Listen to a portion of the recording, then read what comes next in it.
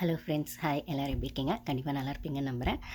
First of all 1 வீக்காக videos போடல. 1 week 10 days ஆயிருக்கும்னு நினைக்கிறேன். அதுக்கு ஃபஸ்ட்டு சாரி சொல்லிக்கிறேன். எனக்கு காலில் ஒரு சின்ன ஸ்ப்ரெயின் மாதிரி ஆயிடுச்சு.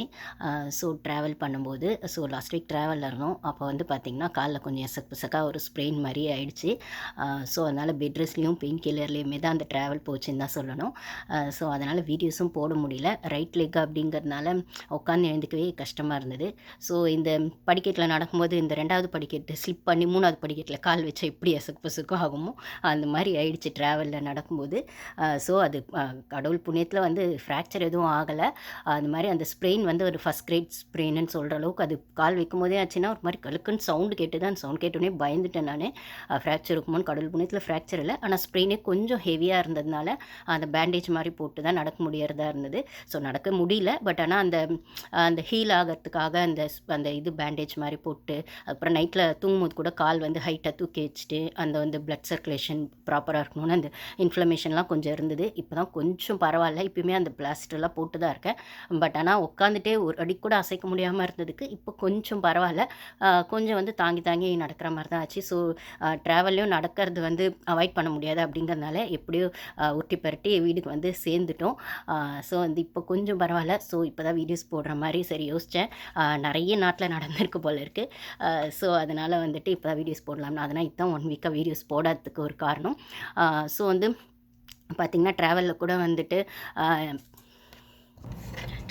பார்த்திங்கன்னா ஒரு சில பப்ளிக் பிளேசஸ்லாம் முக்கியமாக ஏர்போர்ட்லலாம் வந்து நாங்கள் அவுட் ஆஃப் கண்ட்ரி வேறு இருந்ததுனால ஏர்போர்ட்லாம் வரும்போது வீல் சேர் தான் யூஸ் பண்ணி வர மாதிரி இருந்தது. ஏன்னா அது ஏன்னா அங்கேயே வந்து நாங்கள் டாக்டர்ஸ் உடனே ஃபஸ்ட் எய்டுக்கு டாக்டர்ஸ் பார்க்கும்போது சொன்னாங்க இது ஸ்ப்ரெயின் தான். பட் ஆனால் நீங்கள் வந்து ரொம்ப ப்ரெஷர் கொடுக்காமல் இருக்கணும். ப்ரெஷர் கொடுத்தீங்கன்னா அது நெக்ஸ்ட் லெவலுக்கு அந்த லிக்மெண்ட் டயர் அப்படி அந்த ஜவ்வு அதெல்லாம் சொல்லுவாங்க இல்லைங்களா. ஸோ அந்த லெவலுக்கு போகாமல் இருக்கணும்னா நீங்கள் பெட் ரெஸ்ட்டில் முக்கியமாக ஒரு 1 வீக் ஆச்சும் பெட் ரெஸ்ட் மாதிரி இருந்து அது பெயின் கில்லர்லாம் போட்டால் தான் வந்து இதிலே கொஞ்சம் ஹீல் ஆக வாய்ப்பு இருக்குது அப்படின்னு சொன்னாங்க. அதனால் ரொம்ப ப்ரெஷரே கொடுக்கவே இல்லை. ஸோ வந்து உட்காந்த இடத்துலேயே முடிஞ்ச அளவுக்கு என்ன பண்ணணுமோ அப்படி மாதிரி தான் இருந்தது. ஸோ எப்படியோ மறுபடியும் ட்ராவல் பண்ணி யூஸ்க்கு வந்து சேர்ந்துட்டோம். ஸோ அதனால் வீடியோஸ் போட முடியல. இது ஒரு முக்கியமான காரணம். ஸோ அதுக்காக நான் சாரி சொல்லிக்கிறேன். ஸோ பொலிட்டிக்கல் வீடியோஸ் அப்படிங்கிறது மாரி எந்த வீடியோஸுமே போடல. நான் ஆக்சுவலாக பிக் பாஸ் ரிவ்யூவர்னு உங்கள் ஓரளவுக்கு என் வீடியோஸ் ஃபாலோ பண்ணுறவங்களுக்கு தெரியும். பிக் பாஸ்லேயே ஒரு சில அப்டேட்லாம் வந்துச்சு. இப்போ செகண்ட் லவ் அப்படிங்கிற மாதிரி கூட விஜய் டெலிவிஷனில் என்னமோ ஒரு ப்ரோக்ராம் வரப்போது போல் அதை இப்போவே ஜனங்க கழுவி ஊற்றுறாங்க. இப்போல்லாம் ஒரு ப்ரோக்ராம் தேவையா அப்படிங்கிற மாதிரி அதை பற்றி அப்புறம் பேசுவோம். ஸோ பிக் பாஸும் செப்டம்பரில் ஆரம்பிக்க போகுது அப்படின்னு சொன்னாங்க. பட் ஆனால் அதெல்லாம் ரூமர் தான். அக்டோபரில் தான் ஆரம்பிக்க போகுது. ஏன்னா தெலுங்கு பிக் பாஸோட அந்த அக்னி பரீட்சை அப்படிங்கிற விஷயமே வந்துட்டு இன்னும் ஸ்டார்ட் பண்ணலை. ஏன்னா தெலுங்கு பிக் பாஸ் 9ல் வந்து அக்னி பரீட்சையில் இருந்து தான் காமன் மேன் விஸ் செலிப்ரிட்டிஸ் அப்படிங்கிற மாதிரி தான் தெலுங்கு கான்செப்ட் போன வருஷம் போச்சு. ஸோ அதை அப்படியே டிப்பி காப்பி அடித்து கட் காப்பி பேஸ்ட் அடித்து இந்த வாட்டி வந்துட்டு அதே காமன் மேன் விஷயங்களை தமிழ் பிக் பாஸ் 10லேயும் வச்சுருக்காங்க. ஸோ நீங்கள் பார்த்துருப்பீங்க ட்ரையல் 9 அதை பற்றிலாம் பேசலை. கொஞ்சம் அது டீப்பாக ஸ்டார்ட் ஆன அப்புறம் பேசலாம் அப்படின்னு. ஸோ அதே காமன் மேன் கான்செப்டை தமிழ் பிக் பாஸ் 10லேயுமே இப்போ வச்சுருக்காங்க. அதுவுமே ஸ்டார்ட் ஆகுது. ஆகஸ்ட்டில் தான் ஸ்டார்ட் ஆகும். அது முடிஞ்சு அது ஒரு 2 வீக்ஸ் ஆச்சு. 2 months ஆச்சு நடக்கும். இல்லை 1.5 months ஆச்சு நடக்கும். அதுக்கப்புறம் தான் தமிழ் பிக் பாஸ் 10 ஸ்டார்ட் ஆகும். ஸோ முதல்ல தெலுங்கு பிக் பாஸ் தான் இப்படியே ஸ்டார்ட் ஆக போகுது. மலையாள பிக் பாஸ் வந்து லேட் ஆக போகுது அப்படின்னு சொல்லிட்டு இருக்காங்க. ஜென்ரலாக மலையாளம் ஸ்டார்ட் ஆகும், தெலுங்கு ஸ்டார்ட் ஆகும், அப்புறம் தமிழ் வரும். இந்த வாட்டி தெலுங்கு ஆஸ் யூஷுவல் பிளான் பண்ண மாதிரி ஆகஸ்ட்டில் நடக்க போகுது போல். செப்டம்பரில் வரும்னு நினைக்கிறேன். நம்ம தமிழ் பிக் பாஸ் அக்டோபரில் வரும். ஸோ ஆகஸ்ட்டில் வந்து இதுக்கான அந்த அக்னி பரீட்சை அப்படிங்கிற விஷயம் தெலுங்கு பிக் பாஸில் அந்த ரிஜெக்ஷன் ப்ராசஸ் அதெல்லாம் போயிட்டுருக்கு போல். அது கம்ப்ளீட் ஆனதுக்கப்புறம் normal Telugu Bigg Boss 9 Dasavatharam அப்படிங்கிற பேரில் நடக்க போகுதுன்னு நினைக்கிறேன். அதுக்கப்புறம் தான் தமிழ் வரும். ஸோ வந்து செப்டம்பரில் ஸ்டார்ட் ஆக போகுது அப்படிங்கிறதுலாம் உருட்டு தான். செப்டம்பரில் தான் ஸ்டார்ட் ஆகுது.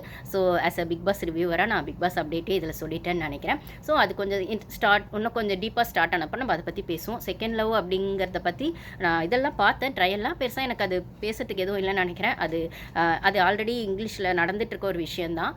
அந்த ப்ரோக்ராமை தான் அப்படியே கட் காப்பி பேஸ்ட் பண்ணி தமிழில் வச்சுருக்காங்க செகண்ட் லவ் அப்படிங்கிற மாதிரி. ஸோ எப்படி பிக் பிரதர்ன்றது பிக் பாஸாக தமிழில் ஆச்சோ அதே மாதிரி இந்த மாதிரி ஒரு ஷோவும் ஆல்ரெடி இருக்குது இங்கிலீஷ் வெர்ஷன்லாம். ஸோ அதை தான் எடுத்துகிட்டு வந்து இப்போ வந்து செகண்ட் லவ் அப்படிங்கிற மாதிரி வச்சுருக்காங்க. இது எந்த அளவுக்கு நம்ம தமிழ்நாட்டில் ரீச் ஆகும் அப்படிங்கிறது எனக்கு தெரியல.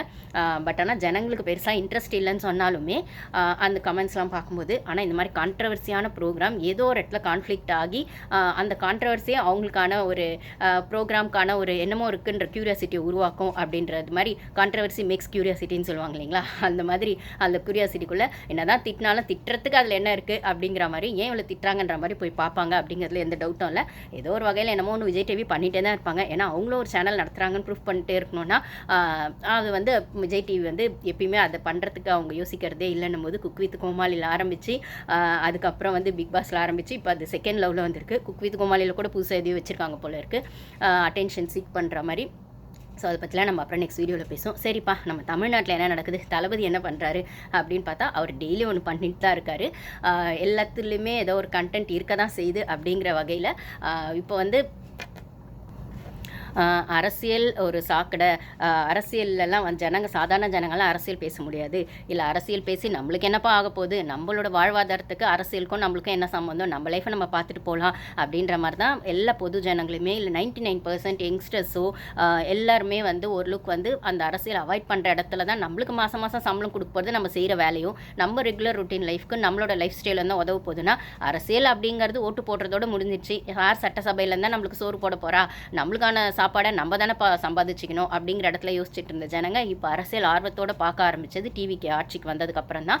இன்ஃபேக்ட் வந்து டிவிகேயில் விஜய் அவர்கள் சிஎம் ஆனதுக்கப்புறம் தான் அப்படின்னு சொல்லும்போது, டிவிகேன்னு சொல்கிறத விடவும் விஜய் அவர்கள் கவர்மெண்ட்டுன்னு சொல்கிறது தான் ஜனங்களுக்கு புரியுது அப்படின்றது தான் யதார்த்தமான உண்மையாக இருக்கும்போது, அந்த அரசியல் ஆர்வத்தோடவே ஜனங்க அரசியல் என்ன நடக்குதுன்னு தினம் தினம் பார்க்குறாங்கன்னா, கிட்டத்தட்ட அரசியல் கண்டென்ட் ஆன விஷயங்கள் யூடியூபர்ஸ் ஆகட்டும், இல்லை ஜனங்க சாதாரண ஜனங்களாகட்டும், இல்லை குழந்தைங்க ஆகட்டும், பாலிடிக்ஸ் எங்கள் விஜய் மாமா கட்சிக்கு வந்துட்டிங்களா, எங்கள் தளபதி கட்சிக்கு நீங்களும் மாறிட்டீங்க போலவே அப்படின்னு ஏடிஎம்கே எம்எல்ஏஸ் வந்து ராஜினாமா பண்ணிவிட்டு டிவிகேயில் சேர்ந்ததெல்லாம் வந்துட்டு மிஸ்டர் விஜய் பாஸ்கர் அவர்கள் வந்து கரூர் ஸ்பீச்சில் பேசினதை நம்மளால் பார்க்க முடிஞ்சது. அவரோட அந்த பேரன் வந்து 3 வயசு பேரன் கேட்டது, என்ன எங்கள் கட்சிக்கு வந்துட்டீங்க போல நீங்களும் அப்படின்னு அவர் கேட்டதாகட்டும். அப்புறம் ஒருத்தர் வந்து ஒரு குட்டி பையன் வந்து, மாமா என்ன நீங்களுமே தளபதி கட்சிக்கு வந்துட்டீங்க போல எங்கள் கட்சிக்குன்னு கேட்ட வரைக்கும், ஸோ குழந்தைங்கள ஆரம்பித்து பெரியவங்க பாட்டிங்க வரைக்கும் யங்ஸ்டர்ஸ் ஆப்வியஸாக நம்மளுக்கு தெரியும், ஜென்சி கிட்ஸ் அவங்க தான் டிவிக்கு ஆட்சிக்கு வர்றதுக்கான முக்கியமான காரணம். அவங்களும் கிட்ஸும் தான் முக்கியமான காரணம்னு சொல்லும்போது, லேடிஸ் வந்து அரசியல் சீரியலை விட்டு அரசியல் பார்க்க ஆரம்பித்தது, சட்டசபையை பார்க்க ஆரம்பித்தது டிவிகே கட்சி தானே. நான் பேசுறது கொஞ்சம் ஓவராக இருந்தாலுமே இதுதான் யதார்த்தமான உண்மைனா, அவங்க போடுறது ரீல்ஸாக இருந்தாலுமே அது ரியலாக அந்த ரொட்டீன் லைஃபுக்குள்ளே ஜனங்க அரசியலையுமே சேர்த்துக்கிட்டாங்க அப்படின்னு சொல்கிற இடத்துல ஒரு டிஃப்ரெண்ட்டான ஆட்சியை வந்து டிவிக்கே கொடுத்துட்ருக்காங்களான்னு கேட்டால் டிஃப்ரெண்ட்டான ஆட்சின்னு சொல்ல மாட்டேன். அந்த கொஞ்சம் மாற்றங்கள் வந்து ஜனங்களுக்கு கொஞ்சம் நிறையவே ரீச் ஆகிருக்கு. அவங்க பண்ணுறது புதுசு மாற்றங்கள்னு நான் சொல்ல மாட்டேன். ஏற்கனவே இருந்த லூப்போல சரி பண்ணுற மாற்றங்கள் என்னோட வீடியோஸ் பார்க்குறவங்களுக்கு தெரியும். அதை வந்து சரி பண்ணிகிட்டே இருக்கிற அந்த விஷயங்கள் தான் வந்துட்டு ஜனங்க கிட்ட ரீச் ஆயிருக்கு. அப்படின்னும் போது அவங்க புதுசாக எதையுமே ஆரம்பிக்கல, இருக்கிற பிரச்சனைகளை சரி பண்ணாங்க, இருக்கிற லூப் ஹோல்ஸை கண்டுபிடிச்சி அதை சரி பண்ணுறதுக்கான விஷயங்கள் எடுத்து வைக்கிறாங்க. அது அந்த corruption, commission, party fund, cutting, அதுக்கப்புறம் அம்மா உணவகம், அதுக்கப்புறம் வந்து மின்சாரத்துறையில் அந்த மின்வாரியத்துறையில் நடந்த ஊழல், எஜுகேஷன் சிஸ்டமில் அந்த கரப்ஷன் நடந்த விஷயங்கள் அப்படின்ற மாதிரி ஏற்கனவே இருந்த லூப் ஹோலை சரி பண்ணுற விஷயங்களில் தான் அவங்க கையில் எடுத்திருக்காங்க. அதுவே ஜனங்களுக்கான பெரிய விஷயமா இருக்குது அப்படின்னு சொல்லும் போது, இது இத்தனை வருஷமாக சரி பண்ணலையா, இல்லை இவ்வளோ ஆட்சி வந்தோம் இவ்வளோ ஆட்சிகள் மாறி இருந்தாலுமே அதை வந்து ஜனங்களுக்கான அவசியமாக யாரும் பார்க்கலையா அப்படிங்கிறத யதார்த்தமான உண்மைனா, அதை ஜனங்களுக்கான அவசியமாக அவர் வந்து ஒவ்வொரு ஸ்டெப்பாக மூவ் பண்ணுறது தான் ஜனங்க கிட்ட ரீச் ஆகிறதுக்கான பெரிய விஷயமா இருந்திருக்கு. அப்புறம் அந்த கரூர் மக்கள் சந்திப்பு அப்படிங்கிற விஷயத்தில் திமுகவுக்கு வந்து நல்லாவே ஆப்பு வச்சுருக்காரு. ஸோ வந்து என்ன சொல்கிறது, திமுக வந்து போட்டு துவச்சி அப்போ இருந்த ரூலிங் பார்ட்டி, அப்போ இருந்த போலீஸ் டிபார்ட்மெண்ட், ஆக்சுவலி போலீஸ் டிபார்ட்மெண்ட்டுன்றது அவர் குறை சொல்லி இருந்தாலுமே எப்பயுமே சொல்கிறது தான், ஆட்சியெல்லாம் மாறலாம் ஆனால் ஆஃபீஸஸ் மாற மாட்டாங்க அப்படிங்கிறது தான். எந்த ஆட்சி வந்தாலுமே இன்ஃபேக்ட் அந்த வர்ற ஆட்சி வந்து அந்த ஆஃபீஸஸை மாற்றணுன்னா மாற்றலாம், இல்லைனா இல்லை. பட் ஆனால் அவங்க வந்து எப்பயுமே அந்த ஆஃபீஸர் போஸ்ட்டில், அது IAS post, IPS post, sub inspector போஸ்ட்டுன்னு சொல்லும்போது அந்த போலீஸ் டிபார்ட்மெண்ட் அப்படிங்கிறது சிஎம் கண்ட்ரோலில் மோஸ்ட்லி இருக்கும். அது ஜெயலலிதாவும் கையில் எடுத்தாங்க, இப்போ இவங்கள கையில் எடுத்திருக்காங்க அப்படின்னு சொல்லும்போது, ஸ்டாலின் ஆட்சியிலையுமே வந்து அவர் கையில் வச்சிருப்பாருன்னு சொல்லும்போது, அந்த வரும்போது அந்த ஆட்சிக்கு ஏற்ற மாதிரி அந்த போலீஸ் ஆஃபீஸர்ஸோ போலீஸ் டிபார்ட்மெண்ட்டோ வேலை செய்யணுமே தவிர ஆட்சிகள் தான் மாறணும், ஆனால் ஆஃபீஸர்ஸ் மாற முடியாது. அப்படின்னும் போது ஒவ்வொரு ஆட்சிக்கு ஏற்ற மாதிரி அவங்கள நெளிவு சுழிவுபடுத்தி தான் அந்த வேலையில் இருக்கணும். அப்படின்னும் போது அது வந்து கொஞ்சம் கஷ்டமான வேலை. அதாவது நிறைய படங்களில் நம்ம பாலிடிக்ஸ் ஃபிலிமில் பார்த்துருப்போம், நாங்கள் ஆஃபீஸர்ஸாக செயல்பட முடியாது, அந்தந்த ஆட்சிக்கு ஏற்ற மாதிரி தான் நாங்கள் செயல்பட முடியும் அப்படிங்கிறது அவங்களுக்கு இருக்கிற ஒரு யதார்த்தமான ப்ரெஷர் அப்படின்னு சொல்லும்போது, டிவிகே அவர்கள் ஆட்சியில் வந்து இப்போ நடந்த ஐபிஎஸ் மாநாட்டில் கூட ஆஃபீஸர்ஸ் உங்களுக்கு வந்து அந்த உரிமையை நான் கொடுத்துட்றேன், எங்கேயாச்சும் தப்பு நடக்குதுன்னா நீங்கள் ஆக்ஷன் எடுக்கலாம், உங்களோடது ஆக்ஷனில் எந்த தனிப்பட்ட நபரோடது அந்த ஒரு தலையீடும் இருக்காது, நீங்கள் அதுக்குள்ளே வந்து யாரோட இன்ஃப்ளூயன்ஸ்க்காகவும் நீங்கள் வந்துட்டு உங்களோட டியூட்டியை நீங்கள் வந்து செய்யாமல் இருக்க வேண்டாம், உங்களோட டியூட்டியை நீங்கள் செய்யலாம், அதுக்கான ஃப்ரீடமை நான் கொடுக்குறேன், உங்களுக்கான உரிமை அதுக்கு இருக்குது அப்படின்னு அவர் சொன்னதாகட்டும், அது ஆஃபீஸர்ஸ்க்கான ஒரு தனியாக ஒரு ஃப்ரெஷ்ஷாகவே ஒரு எனர்ஜி அவங்களுக்கு கொடுத்துருக்கோம். ஸோ நாங்களாக செயல்பட முடியும். ஆஃபீஸர்ஸ்க்கு என்ன ரூல்ஸ் இருக்கோ இல்லை அந்த பர்டிகுலர் கேஸை வந்து எடுத்து பண்ணுறதுக்கான என்ன ப்ரோட்டோகால்ஸ் இருக்கோ அதை நாங்கள் பண்ண முடியுமே தவிர, அப்போ ஆட்சியில் இருக்கவங்களோ இல்லை அந்த தொகுதியில் இருக்க ஏதாவது ஒரு கட்சிக்காரங்களோ ஆட்சிக்காரங்களோ அதில் வந்து இன்ஃப்ளூயன்ஸ் பண்ணாமல் இருந்தாலும் எங்கள் வேலையை நாங்கள் செய்யலாம், ஆனால் அப்படி நாங்கள் பண்ண முடியாது. ஆளுங்கட்சி தான் எங்களை இன்ஃப்ளூயன்ஸ் பண்ணுவாங்க, அதுக்கேற்ற மாதிரி தான் ஆஃபீஸர்ஸ் நாங்கள் செயல்பட முடியுன்றது தான் யதார்த்தமான ஒரு உண்மை இவ்வளோ நாள் இருந்திருக்கு. பட் ஆனால் டிவிக்கு ஆட்சியில் வந்துட்டு விஜய் அவர்கள் வந்து சொன்னது, நீங்கள் தனிநபரோட தலையீடு இல்லாமல் உங்களோட கேஸை வந்து நீங்கள் நடத்தலாம், உங்களோடது அந்த ஒரு போலீஸ் ஸ்டேஷனுக்கு ஒரு கேஸ் வருதுன்னா அது எஃப்ஐஆர் போடுறதோ செய்யறதோ அந்த லீகல் ப்ரொசீஜர்ஸ்க்கு உட்பட்டு நீங்கள் நடத்தலாம், செய்யலாம். தனிநபர் தலையீடு இருக்காது.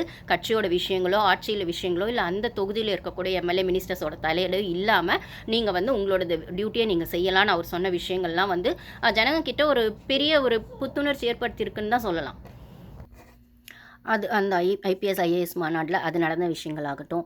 அதுக்கப்புறம் வந்துட்டு ஜனநாயகன் படம் ரிலீஸ் அப்படின்னும் போது நடக்கிறதே ஜனநாயகன் ஆட்சி தான்ப்பா, அப்புறம் ஒரு படம் ரிலீஸ் ஆகிறதுல என்ன பிரச்சனை இருக்க போது, அவர் சிஎம் ஆன அடுத்த நாளே சைன் போட்டுருந்தா ஒரு படம் ரிலீஸ் ஆயிருக்குமே அப்படின்லாம் எதிர்பார்த்துட்டு இருக்கிற நடுவில் படம் ரிலீஸ் ஆகிறது ஜூலை 24th. இங்கே வந்து ஜூலை 4th இண்டிபெண்டன்ஸ் டே, நான் அந்த மைண்ட்லேயே இருந்துட்டேன், யூஎஸோட இண்டிபெண்டன்ஸ் டே, சாரிங்க.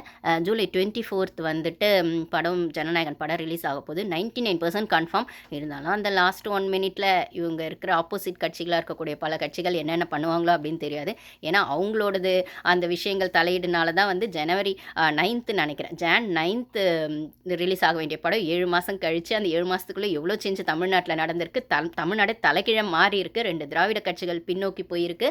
அப்புறம் எதிர்பார்க்காத ஒரு கட்சி ஒரு சீட்டு கூட ஜெயிக்காது, இல்லை 2 தொகுதியில் கூட வரமாட்டாங்கன்னு சொன்னவங்களுக்குலாம் நடுவில் நாங்கள் ஆட்சியிலே வந்து உட்காந்துருக்கோம் பாருங்கன்னு சொல்லி ஒரு சிம்ம சொப்பனமாக விஜய் அவர்கள் உட்காந்துருக்காரு அந்த ஒரு சேரில், சிஎம் சேரில் அப்படின்னும் போது ஆர்யா அவர்களோட ஒரு படம் வரும், அது அரியாசனம் அப்படின்ற மாதிரி ஒரு பாட்டு வச்சு செம்ம படங்க, அது பேர் எனக்கு ஞாபகம் இல்லை, செம்மையாக இருக்கும். அது ஒரு என்ன சொல்கிறது, அது ஒரு மாதிரி ஒரு ஒரு மாஃபியா படம் மாதிரி தான் இருக்கும், நல்லாயிருக்கும். அந்த சேருக்காக வந்து அவ்வளோ பேர் அடிச்சு பிடிச்சிருந்தாலும் ஒரு ட்ரிக் அண்ட் ஸ்ட்ராட்டஜி பண்ணி அவர் வந்து ஆர்யா அதில் உட்காருவார். ஸோ அப்போ அதில் ஒரு சாங் ஒரு அரியாசனம் அப்படின்ற மாதிரி.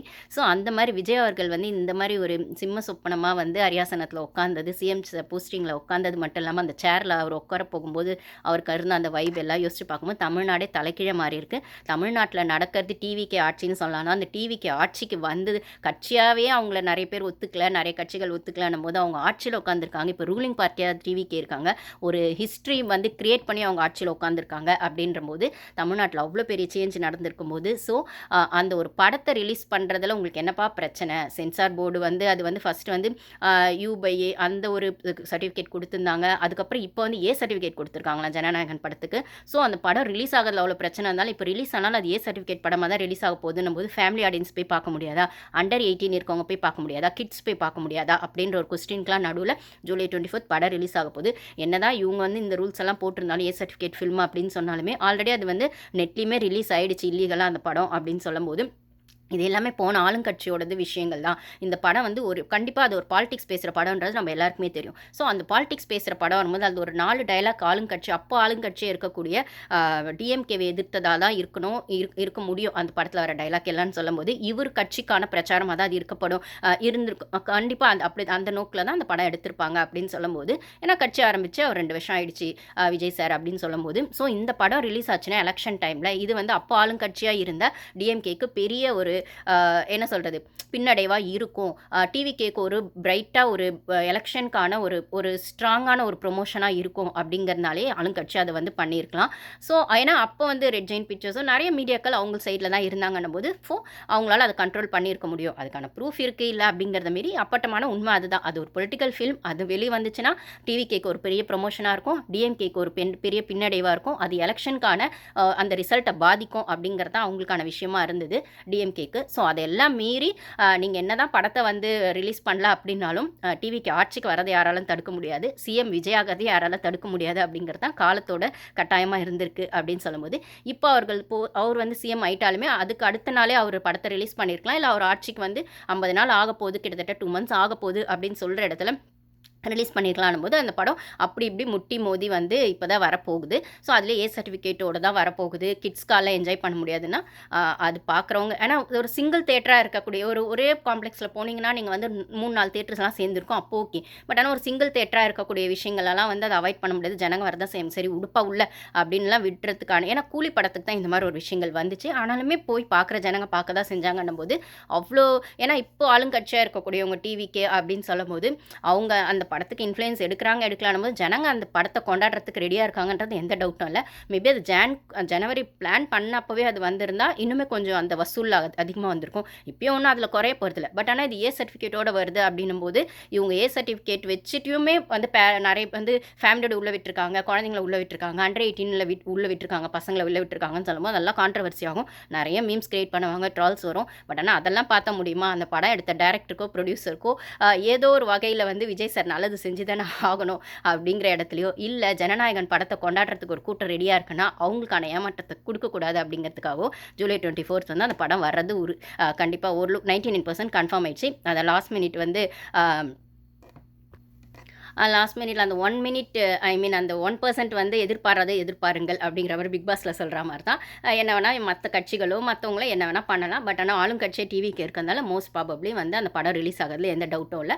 பட் ஆனால் ஃபேமிலி ஆடியன்ஸ்க்கு எந்த அளவுக்கு ரீச் ஆகும்ன்றது தெரியல. அது ஓகே, அது என்ன பண்ணுவாங்களோ. ஆனால் அதுக்குன்னு கண்டிப்பாக விஜய் வரைக்கும் தளபதி விஜயை மட்டும் கொண்டாடினவங்க இப்போது அந்த படத்தோட பேரே மாற்றி சி ஜோசப் விஜய் முதல்வர் படம் அப்படின்ற மாதிரி ஏதோ இதில் டைட்டில்லாம் மாற்ற போகிறாங்க. பட் ஆனால் அது எந்த டைட்டிலில் வந்தாலும் ஹீரோ நம்ம விஜய் சார் தான் போது அதை கொண்டாடுறதுக்கான கூட்டம் கண்டிப்பாக வருவாங்க. டிவிக்கேவோடது அந்த ஒரு என்ன சொல்கிறது அந்த ஒரு சிம்பிள் அந்த கட்சி கொடியை மாட்டிக்கிட்டேவும் வருவாங்க. கட்சி பாடலோடு தான் அந்த படம் எப்பயுமே படத்தோட பாட்டு தான் வந்து ஆடியோ லஞ்சாக வரும். அந்த படத்தில் அந்த பாட்டு வரதை வச்சு தான் அந்த படம் வைபாகும். அப்படின்னா இந்த வாட்டி டிவிக்கு கவர்மெண்ட்டே அந்த படத்தோட ஹீரோ அப்படின்னு சொல்லும்போது அந்த ஒரு வைபோட டிவிக்கோட சாங்கோடுமே அந்த படம் ரிலீஸ் ஆகும்னு நினைக்கிறேன். அந்த 2 யானை சின்னம் அதையும் அங்கங்கே பார்க்க முடியும் அப்படின்னும் போது தமிழ்நாடே கோலாகலமாக அந்த படத்தை கொண்டாட போகுது. அதுக்கான ஒரு கூட்டம் கண்டிப்பாக இருக்க தான் போகுது எல்லா தேட்டர்ஸ்லேயும் சொல்லும்போது அதுக்காக யாராவது வெயிட் பண்ணிருந்தீங்கன்னா அப்படின்னா கமெண்ட்ஸில் ஷேர் பண்ணுங்கள். கண்டிப்பாக நம்ம சேனல் பார்க்குறவங்க எல்லாம் டிஎம்கே ஃபேன்ஸாக தான் இருக்கீங்க.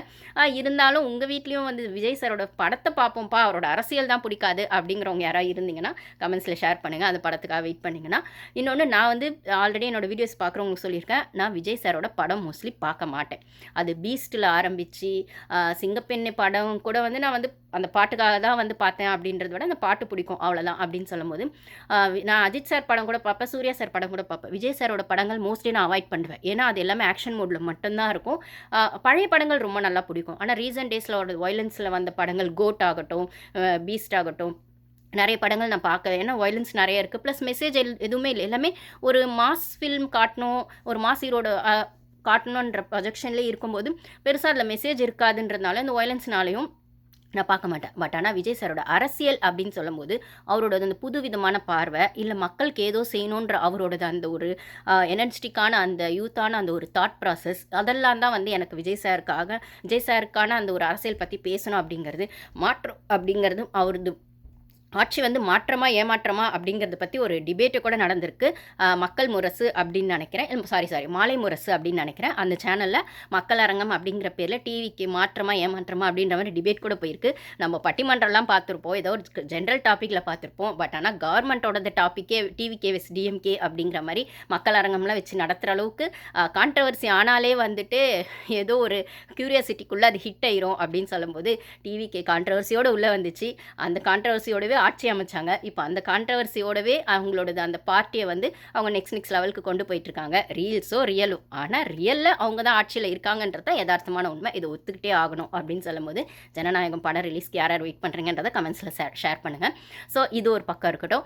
அவரோட பையனோட படம் அவர் டைரக்ட் பண்ணது ஜேசன் விஜய், அவரது ஜூலை 31 வரப்போகுது. ஸோ இது வந்து அப்பாவது புள்ள ஏதோ கிளாஷ் ஆகுமா அப்படிங்கிற மாதிரிலாம் அதெல்லாம் ஒன்றும் இல்லை. அவரது தனி, அவங்களது வந்து லைக்கா ப்ரொடக்ஷன் நினைக்கிறேன். ஜேசன் விஜய் அவர்கள் அவரது தனியாக அந்த படம் டைரக்ஷன் வரப்போகுது. ஸோ அவரோடது படம் ஃபஸ்ட்டு படம் வரப்போகுதுன்னா அப்போ வந்து சீஃப் கெஸ்ட்டாக அங்கே விஜய் அவர்கள் வருவாரா, அப்பாவாக வருவாரா, ஜேசன் விஜய் அவர்களுக்கு அப்பாவாக வருவாரா, இல்லை சீஃப் மினிஸ்டராக வருவாரா, இல்லை சினி ஃபீல்டில் இவருமே ஒரு முக்கியமான ஹீரோ அப்படின்னு சொல்கிற இடத்துல அதுக்கான ஒரு இன்விடேஷன் வந்து விஜய் சாருக்கு வருமா? அப்படி வந்தால் விஜய் சார் போவாரா? ஃபேமிலி பிரச்சனை ஒரு பக்கம் தள்ளி வச்சுட்டு ஜேசன் விஜய் அவர்கள் இன்வைட் பண்ணுவாங்களா, இன்வைட் பண்ணால் இவங்க போவாங்களா அப்படிங்கிறது ஒரு பக்கம் இருக்குது. இது அவங்க என்னதான் நம்ம வெளிப்படையாக இதெல்லாம் பார்த்தாலும் அது உள்ளுக்கு இருக்கிற ஃபேமிலியோட விஷயங்கள் அப்படின்னு அப்படின்னு சொல்லும்போது அது அவங்க குடும்பத்து பிரச்சனை. அவர் வந்து அவரோட புள்ள படத்துக்கு சீஃப் கெஸ்ட்டாக போனார் அப்படின்னாலுமே இல்லை போகலை அப்படின்னாலுமே அது அவங்களுக்குள்ளே இருக்க அண்டர்ஸ்டாண்டிங். அதில் நம்ம போய் தலையிட முடியாது. எப்படி பார்த்தாலுமே அந்தந்த படத்துக்கான டைரக்டர்ஸ்க்கு ப்ரொடியூசர்ஸ்க்கு அந்தந்த படம் ஹிட் ஆகிறது தான் அவங்கவுங்களுக்கான நெக்ஸ்ட் லெவலுக்கான ப்ராசஸ் அப்படின்னு சொல்லும்போது, இப்போ விஜய் சாருக்கான இந்த படம் ஜனநாயகன் வந்து கொண்டாடுறதுக்கு மக்கள் ஜனங்க வந்து ரெடியாக இருக்காங்க. பட் ஆனால் அதோட டைரக்டர்னு சொல்லக்கூடிய வினோத் அவர்களும் அப்புறம் ப்ரொடியூசர் அவருமே கான்ட்ரவர்சியில் மாட்டினார். வெங்கட் நாராயணன் அவருக்கு வந்து டெல்லியில் போஸ்ட் கொடுத்தது அப்படிங்கிற விஷயம் சரியா தப்பா? அவர் ஒரு கர்நாடகா ஆள், அவருக்கு ஏன் கொடுக்கணும்? சினி ஃபீல்டில் இருக்காருன்ற ஒரே காரணத்துக்கு இவரோட படம் எடுத்தாருன்ற ப்ரொடியூஸ் பண்ணாருன்றதுக்காக ஒரே காரணத்துக்காக கொடுத்தாரா அப்படின்லாம் வரும்போது இதெல்லாம் பாலிட்டிக்ஸும் இதில் இருக்குதான். ஆப்வியஸாக வந்து இதை வந்து இவர் சொல்லியிருப்பார். நாசான்னு சொல்லக்கூடிய அதை நிக்நேமோடு இருக்கக்கூடிய நாசான்னு சொல்லக்கூடிய உங்களுக்கு தெரியும்னு நினைக்கிறேன். நாஞ்சில் சம்பத் அவர்கள் ஒரு இன்டர்வியூஸில் சொல்லியிருப்பார், ஜனநாயகன் படத்தில் வந்து அந்த ப்ராடக்டை ப்ரொடியூஸ் பண்ணி அதுக்கான விஷயங்கள் வந்து இந்த ஆட்சி அமையத்துக்கான ஒரு முக்கியமான காரணமாக அவர் இருந்திருக்காரு வெங்கட் நாராயணன் அவர்கள். அவரோட கிராட்டிடியூட் காட்டுறதுக்காக இந்த போஸ்டிங் கொடுத்துருக்கலாம் அப்படின்னு. அது அப்பட்டமாக அது அந்தளவுக்கு உருட்டி இருக்க வேணாம் அப்படின்னு சொன்னாலுமே என்ன கேட்டால் நீங்கள் வந்து படத்தில் இருந்து சினி ஃபீல்டோட படம் ப்ரொடியூஸ் பண்ணாருன்றதுக்காக அவருக்கு கொடுக்கணுமா அப்படிங்கிறது ஒரு கேள்வியாக இருந்தாலுமே அவர் கர்நாடகாவை சேர்ந்தவர், அதனால் அவருக்கு ஏன் நீங்கள் டெல்லியில் கொடுக்கணும்? தமிழ்நாட்டை சேர்ந்தவங்க யாரும் இல்லையா நீங்கள் டெல்லியில் அந்த போஸ்டிங் கொடுக்கறதுக்கு?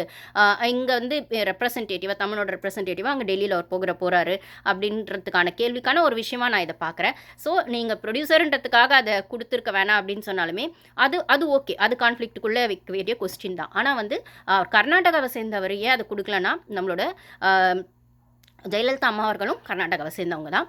அது மட்டும் இல்லாமல் ஒருவேளை ரஜினி அவர்கள் பாலிடிக்ஸில் வந்திருந்தா அவரும் கர்நாடகாவை சேர்ந்தவர் தான். நம்ம அப்போல்லாம் அவங்கள என்கரேஜ் பண்ண தான் பண்ணணும். ஜெயலலிதா அம்மா கர்நாடகாவை சேர்ந்தவங்களாக இருந்தாலும் அவங்க சினி ஃபீல்ட்லேருந்து தான் வந்தாங்க. அவங்களும் ஒரு ஃபேமஸ் ஆக்ட்ரஸாக இருந்தவங்கன்னு சொல்லும்போது நம்ம ஆக்ட்ரஸ் அப்படிங்கிறதுக்காக அவங்க சினி ஃபீல்டில் விடல, அவங்க கர்நாடகா சேர்ந்தவங்க அப்படிங்கிறதுனால நம்ம அவங்கள ஒத்துக்காமல் இல்லை, அவங்க சீஃப் மினிஸ்டர் ஆகணும். ஒருவேளை ரஜினி அவர்கள் பாலிடிக்ஸில் வரலன்னு அவர் சொன்னாலுமே ரஜினி அவர்கள் பாலிடிக்ஸ் வந்தால் நல்லாயிருக்கும்னு சொன்னது தமிழ்நாட்டு ஜனங்க தான். அப்போ அவர் கர்நாடகாவை சேர்ந்தவர் அப்படிங்கிறது நம்ம தமிழ்நாட்டு ஜனங்களுக்கு எந்த பிரச்சனையும் இல்லை. ஒருவேளை அவர் சிஎம்ஏ ஆயிருந்தால் கூட அவரை ஒத்துக்கிறதுக்கு ஒரு கூட்டம் தயாராக இருந்துச்சுன்னு சொன்னால் அப்போயுமே தமிழ்நாட்டு ஜனங்களுக்கு அது பிரச்சனையாக இல்லை. இப்போ இவருக்கு டெல்லியில் அந்த ஒரு விதமான போஸ்டிங் கொடுத்தது மட்டும் இவங்களுக்கு ஏன் பிரச்சனையாக இருக்குது அப்படின்னும் போது இந்த இடத்துல அது முக்கியமான போஸ்டிங்கும் இல்லை. நான் சொல்கிற ரெண்டு பேருமே ஜெயலலிதா அவர்களும் ஆகட்டும் ரஜினி சார் அவர்களும் ஆகட்டும். ஜெயலலிதா அவர்கள் வந்து கர்நாடகாவை சேர்ந்தவங்க சீஃப் மினிஸ்டராக இருந்தாங்க. ஒருவேளை ரஜினி அவர்கள் பாலிடிக்ஸில் வந்தாலும் ஒரு முக்கியமான இடத்துல தான் அவரும் வந்திருப்பார், சீஃப் மினிஸ்டராவோ எதிர்க்கட்சியோ ஏதோ ஒரு இடத்துல வந்திருப்பார் அப்படின்னு சொல்லும்போது அதை விட ஒரு முக்கியமான போஸ்டிங் ஒன்றும் கிடையாது வெங்கட் நாராயணன் அவர்களுக்கு இவங்க கொடுத்த போஸ்டிங். அது வந்து ஒரு கிட்டத்தட்ட ஒரு போஸ்ட்மேன் போஸ்டிங் தான். இங்கேருந்து அங்கே டெல்லியில் என்ன சொல்கிறாங்களோ அதை இவங்க கிட்ட சொல்லுவாங்க. ஒருவேளை இங்கே தமிழ்நாடு கவர்மெண்ட்லேருந்து சீஃப் மினிஸ்டர் அவர்களோ இல்லை மற்றவங்க யாராவது மினிஸ்டர்ஸோ டெல்லி போகும்போது அங்கே இருக்கிற விஷயங்களை டிரான்ஸ்லேட் பண்ணுவாங்க. ஸோ ஒரு போஸ்ட்மேன் வேலை தான். இங்கே இருக்கிறது அங்கே இன்ஃபர்மேஷன் கேதர் பண்ணி சொல்லணும், இல்லை இங்கே இருக்கிற இன்ஃபர்மேஷனை இங்கே இருந்தவங்க சொல்கிறத வச்சு அங்கே எடுத்துகிட்டு போய் அதை கொடுக்கணும். அப்படின்னும் போது இங்கே இருக்கவங்க யாராச்சும் டெல்லிக்கு போனால் அதுக்கான அங்கே தங்குற அரேஞ்ச்மெண்ட்ஸ் பண்ணுறதோ செய்யறதோ அதுக்கான அகாமடேஷன் அந்த மாதிரி விஷயங்கள் அந்த அரேஞ்ச்மெண்ட்ஸ் ப்ராப்பராக அவங்க டெல்லி பயணத்துக்கு தேவையான ஒரு 2-3 நாள் அரேஞ்ச்மெண்ட்ஸ் பண்ணுறது தான் அந்த வேலை அப்படின்னு சொல்லும்போது அது ஒரு கிட்டத்தட்ட ஒரு போஸ்ட்மேன் வேலை தான். ஒரு முக்கியமான போஸ்டிங் கூட அது கிடையாது. டெசிஷன் எடுக்கக்கூடிய எந்த பவரும் அவங்களுக்கு கிடையாது. இது டிவிகே மினிஸ்டர்ஸுமே சொல்லியிருக்காங்க, ஓரளவுக்கு அரசியல் தெரிஞ்சவங்களுக்குமே தெரியும். ஒரு முக்கியமான போஸ்டிங் எம்பி அந்த லெவலுக்குலாம் அது ஒன்றுமே கிடையாது. வெறும்னே ஒரு போஸ்ட்மேன் வேலை மாதிரி இங்கே இருக்கிறது அங்கே சொல்லணும், அங்கே இருக்கிறது இங்கே சொல்லணும் போது அவங்க தனிப்பட்ட முறையில் எந்த டெசிஷனும் எடுக்க முடியாது அப்படின்னு சொல்லும்போது. ஆனால் இது என்னவா இருக்குன்னா சீஃப் மினிஸ்டர் அவர்களுக்கு ஒரு ட்ரஸ்ட் இருக்கக்கூடிய ஒரு பொசிஷன். எனக்கு நம்பிக்கை இருக்கிற ஒரு ஆள் அந்த இடத்துல இருந்தால் நல்லாயிருக்கும். ஏன்னா நான் இங்கே இருக்கிற சொல்கிற தகவல் அங்கே சொல்லணும், அங்கே சொல்கிற தகவல் என்கிட்ட வரணும். ஸோ இங்கேருந்து யாராச்சும் தமிழ்நாட்டை சேர்ந்தவங்க அங்கே டெல்லிக்கு போனால் அவங்களுக்கான ஒரு பாதுகாப்பான ஒரு ட்ரஸ்ட்டாக ஒரு 2-3 நாள் வந்து அந்த டெல்லி பயணம் ஸ்மூத்தாக இருக்கிறதுக்கான ஒரு அரேஞ்ச்மெண்ட்ஸை செய்யணும். இவ்வளோ தான் அந்த போஸ்டிங்கான விஷயம்னு சொல்லும்போது ட்ரஸ்ட்டாக இருக்கிறது மட்டும்தான் முக்கியமான விஷயம்னா எனக்கு அவர் கூட ஒரு ட்ரஸ்ட் இருக்குது அப்படின்னு சொல்லும்போது அந்த ட்ரஸ்ட்டில் நான் கொடுத்தேன் அப்படின்றது அவரோட பாயிண்ட்டாக இருக்கலாம்.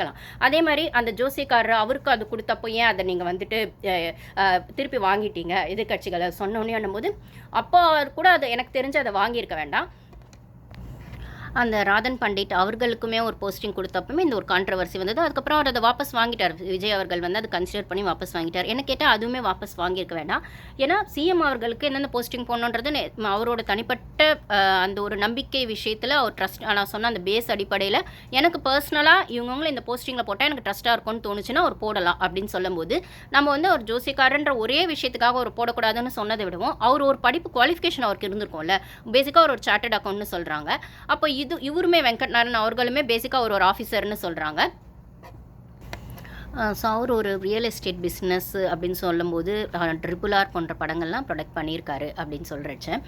ஸோ ஒரு ஆஃபீஸர் இல்லை வந்து அவருக்கான ஒரு குவாலிஃபிகேஷன் இருக்குது அப்படின்னு சொல்லும்போது நம்ம மேலோட்டமாக அவரோட ஃபிலிம் இண்டஸ்ட்ரியில் இருக்கவர் இவர் ஒரு ஜோசிக்கார் அப்படின்னு பார்க்காம அவங்களுக்கான குவாலிஃபிகேஷன் என்ன, அவங்க என்ன படிச்சிருக்காங்க அப்படிங்கெல்லாம் பார்க்கும்போது அவங்க வந்து அந்த கவர்மெண்ட் கொடுத்த போஸ்டிங்க்கு வந்து ஏற்றவங்களா இருப்பாங்களா, அந்த போஸ்டிங்கான ரிலேட்டட் விஷயங்களை அவங்களால எஃபிஷியண்ட்டாக செய்ய முடியுமா, பொட்டென்ஷியலாக செய்ய முடியுமா அப்படிங்கிறத பார்க்கணும் அப்படின்னு சொல்லும்போது ஒரு வாட்டி வந்து நீங்கள் வந்து அந்த ஜோசிக்கார் வந்து வைக்கக்கூடாது அப்படின்னு சொல்லும்போது அவர் ராதன் பண்டிட் அவர்களை நீங்கள் வாபஸ் வாங்கிட்டீங்க. இப்போ இன்னொரு வாட்டி வந்து திருப்பி இவங்க ஆளுங்கட்சியாக இருக்கிறவங்களுக்கான விமர்சனங்கள் வரதா செய்யும். எதிர்கட்சியில் இருக்கவங்க இது தப்பு அது சரின்னு பேசிட்டு தான் இருப்பாங்க. பட் ஆனால் நீங்கள் எடுத்த டெசிஷன் எது சரி தப்புன்றதை டிவிகே ஆட்சி தான் டிசைட் பண்ணணும், சிஎம் அவர்கள் தான் டிசைட் பண்ணணும் அப்படின்னு சொல்லும்போது இந்த வாட்டி அவங்க பேக் அடிக்கல.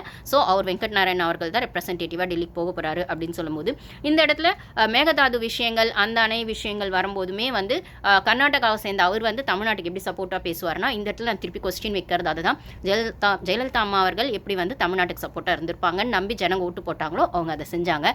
ஒருவேளை ரஜினி அவர்கள் உள்ளே வந்திருந்தா எந்த நம்பிக்கையில் அவள் உள்ளே வரணும்னு தமிழ்நாட்டு ஜனங்க சொன்னாங்களோ அந்த மாதிரி இப்பயுமே வந்து இவங்க விஜய் சாருக்கு ஏதோ ஒரு நம்பிக்கை இவர் வந்து தமிழ்நாட்டுக்கு தான் சப்போர்ட் பண்ணுவார் அப்படின் போது இது ஒரு வருஷத்துக்கான போஸ்டிங் மட்டும்தான். ப்ளஸ் எப்போ நினச்சாலும் இவங்க மாற்றிக்கலாம் அப்படின்னும் போது அவங்க எது செஞ்சாலும் அதில் குத்தம் கண்டுபிடிச்சிட்டு இருந்தால் ஒன்றுமே பண்ண முடியாது. ஒரு சான்ஸ் கொடுத்து பார்க்கலான்றது தான் என்னோட ஒப்பீனியனுமே. ப்ளஸ் அது முக்கியமான டெசிஷன் எடுக்கக்கூடிய எந்த போஸ்டிங்கும் இல்லை அகைன் நான் சொன்ன மாதிரின்னும் போது ப்ளஸ் கர்நாடகாவோட இருக்க அந்த ஒரு ரிலேஷன்ஷிப்பை வந்து அந்த ஒரு லாங்குவேஜ் பேசுகிறவங்களே வச்சு டீல் பண்ணும்போது இன்னும் கொஞ்சம் ஸ்மூத்தாக இருக்கிறதுக்கான வாய்ப்புகளும் இருக்குது. ஏன்னா மேகதாது விஷயங்கள் அந்த சுப்ரீம் கோர்ட் ஆர்டர்ஸ் அந்த மாதிரி விஷயங்கள்லாம் வரும்போது அப்போது ஆளுங்கட்சியாக இருந்த டிஎம்கே வந்து அது சரியாக ஹேண்டில் பண்ணாததும் இல்லை வந்து அப்போ அங்கே கர்நாடகா மினிஸ்டர் அவர் அந்த ஸ்டேட்டுக்கான ஸ்டாண்ட் எடுக்கும்போது நம்ம ஸ்டேட்டுக்கான ஸ்டாண்டை ஸ்டாலின் அவர்கள் சரியாக எடுக்கலையோன்றது கூட நம்ம வைக்கலாம். குற்றம் சொல்லணும்னா அதையுமே சொல்லலாம். இப்போ அந்த இடத்துல ஒரு கர்நாடகாவை சேர்ந்தவரே அந்த விஷயத்துக்குள்ளே இருக்காரு அப்படின்னும் போது அவர் வந்து அவரோடது அந்த ஒரு லாங்குவேஜ் பேஸ் ஆன அந்த ஃப்ரெண்ட்லி ரிலேஷன்ஷிப்போ இல்லை கர்நாடகாவை சேர்ந்தவங்க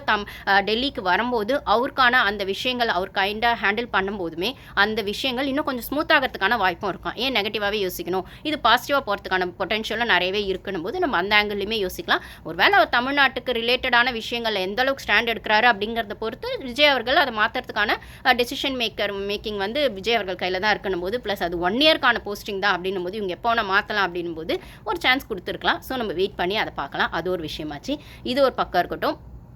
அதுக்கப்புறம் வந்துட்டு பணமா ஜனமா அப்படிங்கிற மாதிரி விஷயங்கள், தங்க மோதிர திட்டம், தாய்மாமன் தங்க மோதிர திட்டம் இதெல்லாம் வந்து கூடிய சீக்கிரம் வரப்போகுது அப்படிங்கிற மாதிரி கரூர் மக்கள் சந்திப்பில் அவர் பேசியிருக்காரு. அதுக்கப்புறம் டிஎம்கேவை அவர் வந்து தாக்குனதுன்னு சொல்லும்போது வார்த்தைகளால் தாக்குனதில் வந்து அந்த கரூர் விஷயத்துக்கு வந்து அப்போ ஆளுங்கட்சியாக இருந்தவங்களும் அப்போ போலீஸ் டிபார்ட்மெண்ட்டும் இன்னும் கொஞ்சம் வந்து நல்லா செயல்பட்டு இருக்கலாம், அவங்க செயல்படாததும் ஒரு காரணம் அப்படிங்கிறத அவர் வந்து ஓப்பனாக வந்து உடைச்சிட்டாரு அந்த கரூர் சந்திப்பு அந்த மீட்டிங்கில். ஏன்னா அரியலூருக்கு முடிச்சுட்டு அவர் பெரம்பலூருக்கு மீட்டிங் போகும்போது அங்கே கூட்டம் ஜாஸ்தியாக இருக்குன்னு போலீஸ் டிபார்ட்மெண்ட் அவர் அவேர் பண்ணதில் அந்த அலர்ட்னஸில் வந்துட்டு அவங்க அன்றைக்கி மீட்டிங்கே கேன்சல் பண்ணதாகவும் பெரம்பலூரில் அதுக்காக பெரம்பலூர் மக்கள்கிட்ட மன்னிப்பு கேட்டதாகவும் சொல்லியிருக்காரு. பட் அதே மாதிரி நாவலூர் எதுவும் அங்கேருந்து கரூர் போகும்போது கரூரோடது கூட்டமும் ஜாஸ்தியாக இருக்குன்னு போலீஸ்காரங்க வந்து அலர்ட் பண்ணியிருந்தால் கண்டிப்பாக வந்து அந்த மீட்டிங்கை கேன்சல் பண்ணியிருக்கலாம். அது மட்டும் இல்லாமல் மீட்டிங் கேன்சல் பண்ணுற எல்லா ரைட்ஸும் வந்து ஆளுங்கட்சியாக இருக்கவங்களுக்கோ இல்லை அந்த போலீஸ் டிபார்ட்மெண்ட்டுக்குமே இருக்குது அப்படின்னு சொல்லும்போது அதை அவங்க பண்ணியிருக்கலாம், இல்லை அலர்ட் பண்ணியிருக்கலாம். போலீஸ் டிபார்ட்மெண்ட் சொல்லியிருந்தால் கண்டிப்பாக வந்து அவங்க கேட்டிருப்பாங்க டிவிக்கே அப்படிங்கிற மாதிரி அவர் சொல்லியிருக்காரு. ஏன் போலீஸ் டிபார்ட்மெண்ட் அலர்ட் பண்ணல? அது மட்டும் இல்லாமல் போலீஸ் டிபார்ட்மெண்ட் ரொம்பவே மரியாதையோடு அந்த ஹைவேஸில் கொண்டு போய் விட்டு அதுக்கு சிஎம் அவர்கள் தேங்க்ஸ் சொன்னதாக கூட வந்துட்டு சிஎம் அவர்கள் அந்த மீட்டிங்கில் சொல்லியிருக்காரு.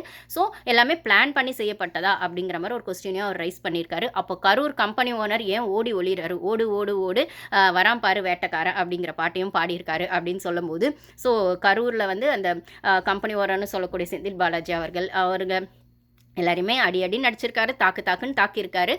எல்லாருமே தெறிக்க ஓட விட்டுருக்காரு அப்படிங்கிறத தான் பார்க்க முடியுது. நம்ம கமெண்ட்ஸ்லையுமே வந்து இவங்க விஜய் அவர்களை வந்து அரெஸ்ட் பண்ணிடுவாங்க கரூர் விஷயத்தில் அப்படிங்கிற மாதிரிலாம் சொல்கிறாங்க. அந்த கோர்ட் போயிட்டுருக்கு சுப்ரீம் கோர்ட்டில். பட் ஆனால் எப்பயுமே வந்து சுப்ரீம் கோர்ட்டோ ஹை கோர்ட்டோ அப்போ இருக்க ஆளுங்கட்சி எனக்கு வந்து அந்த சுப்ரீம் கோர்ட் ஹை கோர்ட் அப்படிங்கிற விஷயத்தில் பெருசாக வந்துட்டு நம்பிக்கை இல்லைன்னு தான் நான் சொல்லுவேன். ஏன்னா 2 கோர்ட்டுமே என்னதான் வந்து அரசியலுக்கு சம்மந்தப்பட்டது இல்லை, அரசியலுக்கு அப்பாற்பட்டது, கவர்மெண்ட்டுக்கு அப்பாற்பட்டதுன்னு சொன்னாலுமே அப்போ ஆளுங்கட்சியாக இருக்கவங்களால எந்த இன்ஃப்ளூயன்ஸுமே ஹைகோர்ட்லேயும் சுப்ரீம் கோர்ட்லேயும் காட்ட முடியும். அது டைரெக்டாக காட்ட முடியலனாலும் இன்டைரக்டாக காட்ட முடியும் அப்படிங்கிறது தான். அந்த மாதிரி நிறைய விஷயங்கள் நம்ம வந்து ஜெயலலிதா அவர்கள் ஆட்சியிலையும் கலைஞர் அவர்கள் ஆட்சியிலையும் பண்ணியிருக்கோம். ஜெயலலிதா அவர்கள் சொத்து குவிப்பு வழக்காகட்டும், கலைஞர் டிஎம்கேவோடது நிறைய வழக்குகள் ஆகட்டும், இப்போ இருக்கிற மினிஸ்டர்ஸ் ஆகட்டும், எல்லாமே வந்து அவங்க ஒன்ஸ் ஆளுங்கட்சியாக வந்துட்டாங்கன்னா அந்த கேஸை வந்து அவங்களால எந்த அளவுக்கு அந்த ரிசல்ட் அப்படிங்கிற விஷயத்தை மீறி அந்த கேஸை எவ்வளோ வருஷத்துக்கு வேணால் தள்ளி போடலாம், வாய்தா வாங்கலாம்.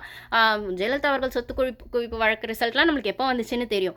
அதே மாதிரி இப்போ கூட ஸ்டாலின் அவர்கள் சொல்வார், டிஎம்கே மேலே எந்த வழக்குமே வந்து ப்ரூஃப் படவே இல்லை, லஞ்ச ஊழல் வழக்கோ மற்ற வழக்கோ இல்லை, அந்த மாதிரி நாங்கள் எவ்வளோ கோர்ட்டு கேஸை பார்த்துருப்போம் அப்படின்னு சொல்லும்போது ஆளுங்கட்சியாக இருக்கவங்களால ஈஸியாக வந்து நான் விஜய்க்குன்னு மட்டும் சொல்லலை, பொதுவாகவே சொல்கிறேன், அந்த சுப்ரீம் கோர்ட் ஹை கோர்ட் வந்து அரசியலுக்கு அப்பாற்பட்டதுன்னு நம்ம வச்சுக்கிட்டாலுமே அதோட ப்ரொசீடிங்ஸை ஆளுங்கட்சியாலேயோ கண்டிப்பாக வந்து ஆளுங்கட்சியால் இன்ஃப்ளூயன்ஸ் பண்ண முடியும். அது ஹைகோர்ட் டெல்லியில் இருக்க மோடி வெஸ்ட் சுப்ரீம் கோர்ட் ஆகட்டும், இல்லைனா இங்கே விஜய் வெஸ்ட் சுப்ரீம் ஹைகோர்ட் ஆகட்டும், இல்லை போன ஆட்சியில் இருந்த ஸ்டாலின் வெஸ்ட் ஹைகோர்ட் ஆகட்டும், எப்படி இருந்தாலுமே ஆளுங்கட்சி அதை டைரெக்டாகவும் இன்டைரக்டாகவும் இன்ஃப்ளூயன்ஸ் பண்ணிவிடுவாங்க அப்படிங்கிறது என்னோட ஒப்பீனியன். பெருசாக அந்த ரிசல்ட் வந்து ஆளுங்கட்சிக்கு எதிராக எப்பயுமே வரும்ன்றது அது எப்பயோ ஒரு சில சினாரியஸில் ரொம்ப ரேர் சினாரியஸ்லேயும் நடக்கும். ஒரு வாட்டி ஜெயலலிதா அவர்கள் வந்து அரெஸ்ட் பண்ணப்பட்டு அந்த கொஞ்ச நாளுக்கு ஒரு நாள் சிஎம்மாக ஓபிஎஸ் அவர்கள் இருந்தார்னு நினைக்கிறேன். ஒரு வாரமோ ஒரு மாதமோ இருந்தாருன்னு நினைக்கிறேன் ஜெயலலிதா அவர்கள் வந்து ஜெயிலுக்கு போனப்போ. ஏன்னா அவங்க ஆளுங்கட்சியாக இருந்தாலுமே அவங்க சிஎம் அரெஸ்ட் பண்ணலாம் அப்படின்னு அதெல்லாம் ரொம்ப எக்ஸ்ட்ரீம் கேசஸ் தான். அதனால் வந்து ரொம்ப ஈஸியாக இன்ஃப்ளூயன்ஸ் பண்ணிட முடியும்னும் போது அதனால தான் ஆளுங்கட்சி வரணும்னு கூட யோசிப்பாங்க. இப்போது ஏடிஎம்கே ஆளுங்கள்லாம் ஏன் மோஸ்ட்லி வந்து டிவிகேக்கு வராங்க அப்படிங்கிறதுக்கு பின்னாடி ஒரு ஏடிஎம்கே வந்திருந்தாலும் டிஎம்கே வந்திருந்தாலும் இவங்களோட அந்த குற்ற வழக்குகள் அந்த லஞ்ச ஊழல் குற்ற வழக்குகள்லாம் ஏதோ ஒரு வகையில் பூசி மழுப்பிட உங்களால் முடியும். பட் ஆனால் இப்போ டிவிகே வந்தது தான் இவங்களுக்கெல்லாம் பிரச்சனையாக இருக்கணும் போது நம்ம ஏதோ ஒரு சைடு ஸ்டாண்ட் எடுக்கலன்னா நம்ம டப்பா காலி ஆகிடும், நம்ம டப்பா டான்ஸ் ஆடும் அப்படிங்கிற மாதிரி தான் நிறைய பேர் டிவிகேக்கு வராங்க. அது விஜயபாஸ்கர் உட்பட டிஎம்கேல இருக்க செந்தில் பாலாஜி உட்பட இந்த சைடு ஆப்போசிட்டில் இருக்க செந்தில் பாலாஜிக்கோ ஏவா வேலு அவர்களுக்கோ அது வந்து ஒரு பயமாக இருக்க ஒரு த்ரெட்டனாக இருக்குன்னாலுமே நம்ம போய் அவங்க கூடவே சேர்ந்துட்டா நம்ம அப்படியே சைலண்ட்டாக ஆகிடலாம் இல்லைப்பா, நம்ம மேலே கேஸை திருப்ப மாட்டாங்கல்ல அப்படின்ற மாதிரி இவங்க நினச்சிட்டு போய் சேர்றாங்க.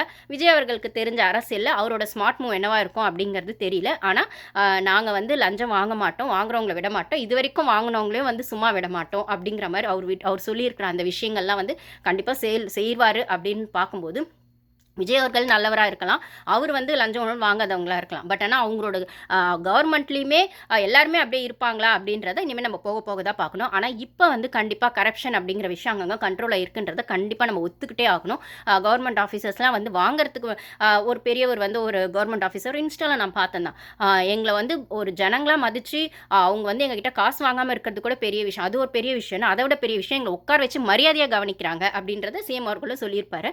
அப்படின்னு சொல்லும்போது ஸோ ஜனங்களுக்கான அந்த ஒரு வைப் வந்து கவர்மெண்ட் ஆஃபீஸில் கிடைக்குது, கவர்மெண்ட் ஆஃபீஸர்ஸ் கொடுக்குறாங்க, கரப்ஷன் அப்படிங்கிறது கண்ட்ரோலில் இருக்குன்றதை நம்மளால் அங்கங்கே பார்க்க முடியுது. எல்லா இடத்துலையும் இல்லை, ஓரளவுக்கு அங்கங்கே ஒரு 30-40% பீப்புள் பேசுகிறத நம்மளால் இன்ஸ்டாவில் பார்க்க முடியுது. அது எல்லாமே ரீல்ஸாக டூப்பாக இருக்க முடியாது, எல்லாமே கிரியேட் பண்ணதாக இருக்க முடியாது, நடக்கிறதா அவங்க போட்டதாக இருக்க முடியும் அப்படின்னு சொல்லும்போது எல்லாமே ஃபேக்காக இருக்கிறதுக்கும் வாய்ப்பு இல்லை அப்படின்னு சொல்லும்போது ஸோ இதெல்லாம் நம்ம அந்த யதார்த்தமான உண்மையை ஒத்துக்கிட்டு தான் ஆகணும். அப்படின்னும் போது அது நம்ம அந்த எஜுகேஷன் மினிஸ்டர் அவர் விஷயத்தில் ராஜ்மோகன் அவர்கள் விஷயத்தில் நந்தகுமார் அவர்கள் பேசினது ஓப்பன் ஸ்டேட்மெண்ட் ஆகட்டும் அதை பார்க்க முடிஞ்சது அப்படின்னு சொல்லும்போது சிடிஆர் நிர்மல்குமார் வெளியிட்ட மின்வாரியத்துறை அந்த ஒயிட் பேப்பரில் பார்க்க முடிஞ்சது அப்படின்னு சொல்லும்போது இதெல்லாம் நம்ம ஒத்துக்கிட்டு தான் ஆகணும். இந்த கவர்மெண்ட்டில் நடந்த மாற்றங்கள் அப்படிங்கிறதுல எந்த டவுட்டும் இல்லை. அதுக்கப்புறம் கரூர் விஷயத்தில் அவர் வந்து கரூர் அவங்களோட பாதிக்கப்பட்டவங்களுக்குலாம் வந்து அந்த கவர்மெண்ட் ஜாப்ஸ் வந்து அலாட் பண்ணியிருக்காரு. அதுக்கு வந்து நிறைய கட்சிகள் எதிர்ப்பு தெரிவிச்சிருக்காங்கன்னும் போது அதெல்லாம் போக போக தான் எப்படி அவர் பண்ண போகிறாரு, இல்லை இந்த எதிர்ப்புகள்லாம் எந்த